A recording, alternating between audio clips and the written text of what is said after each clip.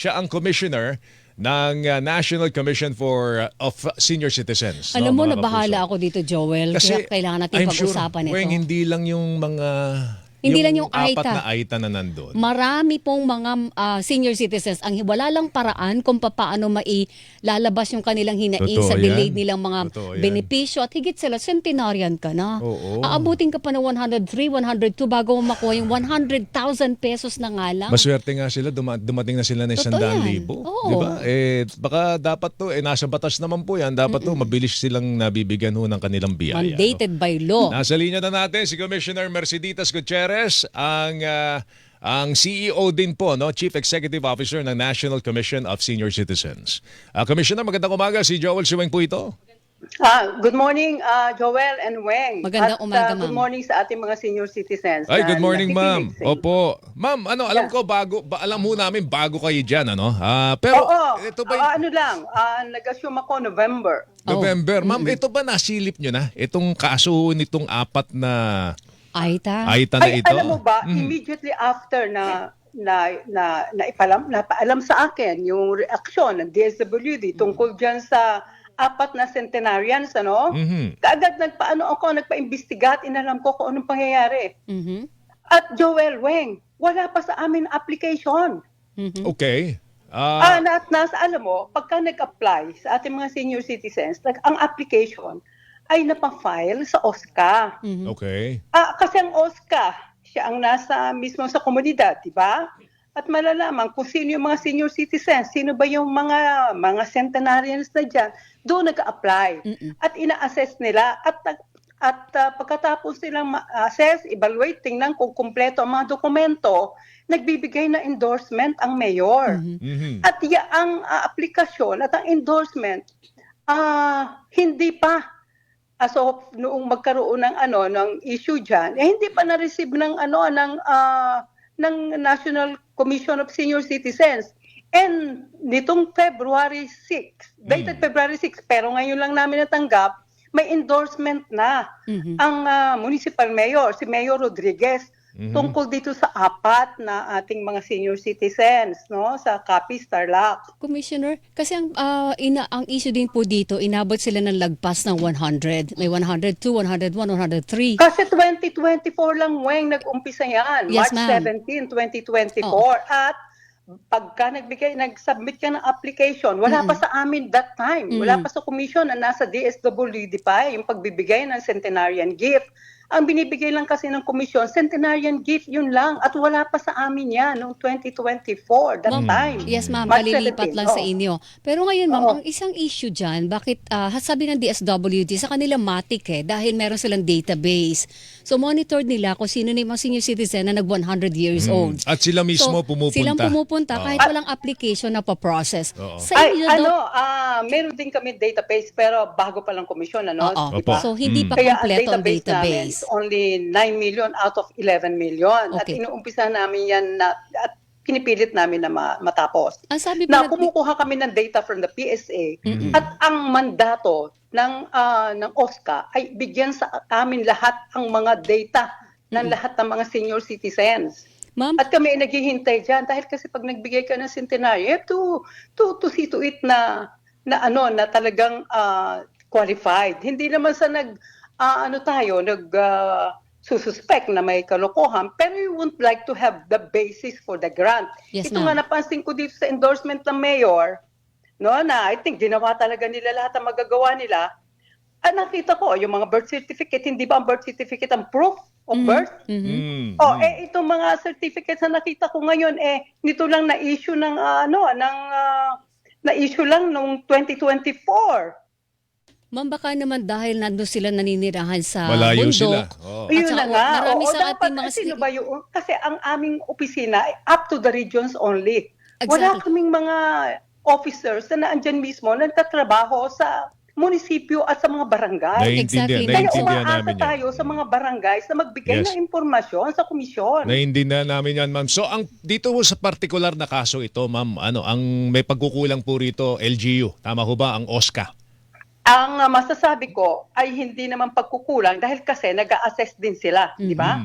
Inaalam din nila yung mga supporting documents para mabigay.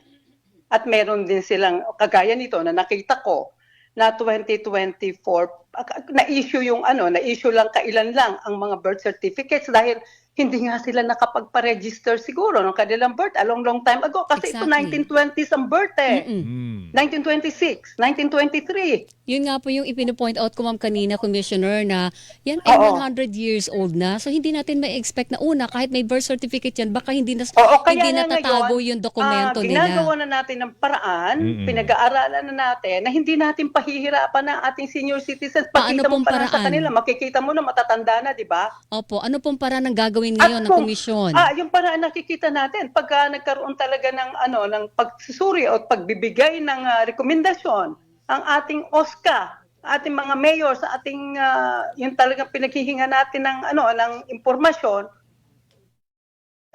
Madali na sa atin na mabigyan sila. In fact, hindi pa namin na tatanggap yung application. Sinabihan ko na ihanda nyo na yung pera para sa kanila at mabigay na. Mm-mm. At ang akin ngayong target ay yung mabigyan ng centenarian gifts na 80, 85, 90, 95, 100 bago pa lang or sa pagdating ng birthday nila, matanggap na nila through the bank.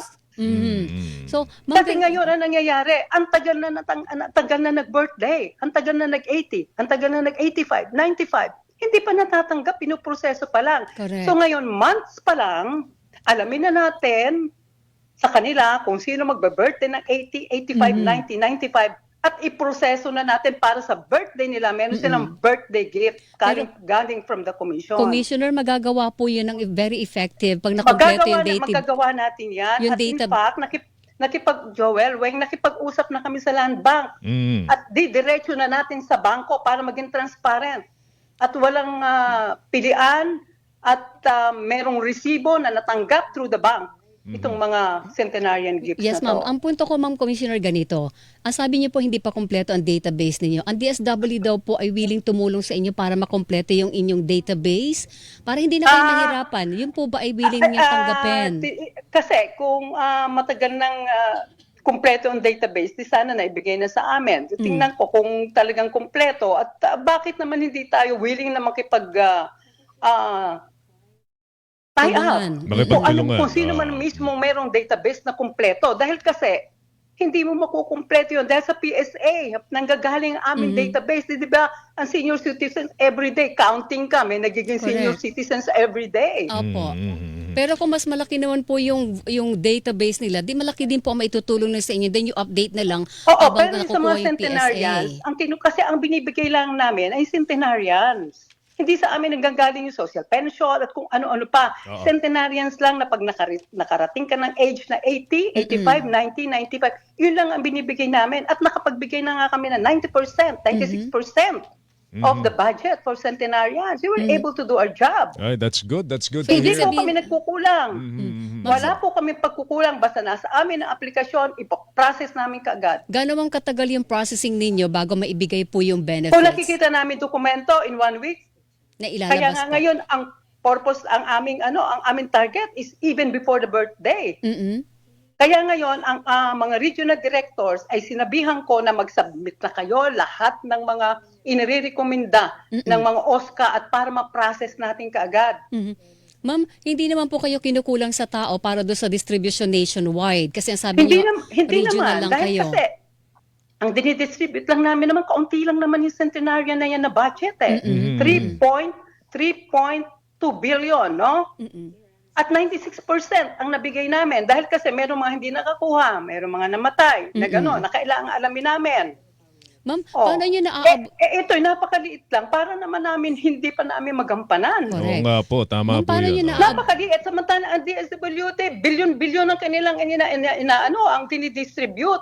I think that's the reason also why they were unburdened Yes. at ibinigay sa amin itong 3.2 billion. Sa DSWD, bilyon-bilyon yan. May 64 billion, may 70 billion, may napakadami. That's why we are doing our job for this little responsibility. Ma'am, paano niyo paano niyo po naabot yung mga nasa liblib na lugar ng mga centenarian? Dahil nga sa pagka-coordinate ng aming mga regional directors sa ating mga OSCA people, mga officers. So ma'am, nararamdaman ko sa boses ninyo na medyo Passionate kayo, ma'am. passionate ano? kayo or masama ang loob niyo doon sa dahil mungkahi kasi na ibalik sa magkakaroon ng ganitong DSWD. issue sa maliit na bagay. Opo, opo. Di ba? Apat-apat ito na hindi pa nakakarating sa amin aplikasyon. Be-blame na kami na that we are not doing our job. I think that is not fair. That's unfair, no? Pero ito nga, That ma'am. is unfair. Tatanungin ko sa inyo ito kasi si Secretary Gatchalian willing to assume again the responsibility. Ibalik na lang daw sa kanila. Ibalik na lang daw sa kanila, ma'am. Ibalik sa kanila kung meron kami pagkukulang. Oho. Kasi hindi magandang hindi magandang pakinggan na ibabalik sa kanila dahil kami nagkukulang. Hindi naman kami nagkukulang sa aming responsibilidad. So, kaya Diba? niyo pa rin ito, ma'am. I think you have to agree with me na sige, Opo. bigay kung kami nagkukulang. Kung hindi naman dapat. Okay, pero dito sa apat na ito na ibibigay na po anytime soon yung kanilang alokasyon. Katatanggap lang namin itong endorsement ni Mayor. So mga in a week's time, makukuha na po nung apat na AITA yung kanilang I will centenarian's guarantee gift. that. Alright. Yun, no? Oo, ma'am. Alam nyo, ma'am, yung 100,000 para sa isang Malaki. AITA, Bagay parang yun. yan ay kayamanan na nila. Totoo yan. No? Kayamanan Oo, na po nila. naiintindihan natin Opo. yan. Iba naman ipagkakait mo pa at ipagdidelay mo pa. Ay, mamay paglilinaw nga pala ako, Commissioner. Di naabot na nila yung 100 years, di ba? So meron Oo, silang oo. 100,000. Paano po yung naglipas na 80 years old sila, 85, 90 years old? Hindi yata sila Hindi na yung kasama. forfeited Yung na aking yon? posisyon dyan na ibigay sa kanila, kung umabot sila doon sa pagbibigay ng Centenarian's Gift na nag-start noong March 17, 2024, ang posisyon ko dyan ay bigyan. Bigyan, So okay, oo. kukumpletuhin niyo po yung lahat ng benefits na nakalipas itong apat na AITAs na ito. Titingnan, kasi kung 195, kasi 100 sila nitong March, Yes. 2026. Correct. At kung maibibigay natin at umabot sila doon sa effectivity date nitong ating pagbibigay, then Oo. ibibigay natin. Alright, that's good news. Kahit sa kanila, medyo Ma'am, malaki pagka na ba, halimbawa, kinakuha mo na may centenarian na 100,000, pagka naging 101 ka, naging 102 ka, wala na bang dagdag yun, ma'am? Walang sinasabi sa batas, Sa batas, pero ano, gagawin 100 natin ng lang. paraan na makatanggap pa rin sila. Oo, miski na 10,000 kada taon, ma'am. Tsaka, Oo. ma'am, Oo, actually- in fact nga, yun nga nag-95, di ba? Hindi yung pamalaman kung makakarating na 100. Sana man lang habang yung taon, di ba? Yung inaabot nila, magkaroon man sila ng kahit pa paanong benepisyo. Tsaka ma'am, sana daw maipush ng Commission of Senior Citizens yung dagdag na social pension para sa kanila kasi kapos daw talaga yun Yung natatanggap universal, ngayon. Correct. universal pension, Yes, na ma'am. regardless of whether you're receiving pension or not, dapat Yes. ibigay talaga yan. Yes. At kami ay strongly pushing for the approval of that pension. Mhm. Okay, Ma'am. ma'am.